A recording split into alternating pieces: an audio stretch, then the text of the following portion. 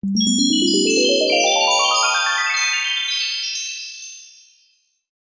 right, we have ourselves a piecewise function living down there and a three-part problem. Find the average rate of change over all the intervals. So I'm just going to draw it out.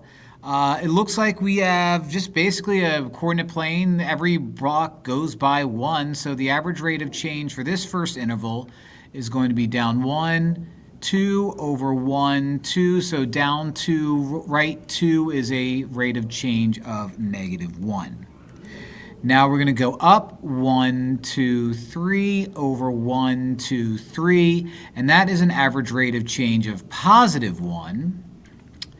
This guy has me going down 1, 2, 3, 4, 5, 6 over 1, 2, 3, so down 6. Right 3 is -6 divided by 3, that's -2.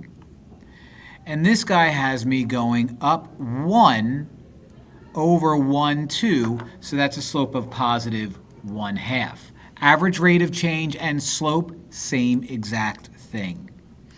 Which interval has the largest average rate of change? Well, that would be this one right here, the guy in blue. So that's between -3 and 0. So we will say the interval, it's this one, -3, 0. And find any interval where the average rate of change is 0. Here's one. Boop, boop. Now, why did I pick those? Because they connect to make a flat line. So we can say between -4 and -2 we'll do that. There's others.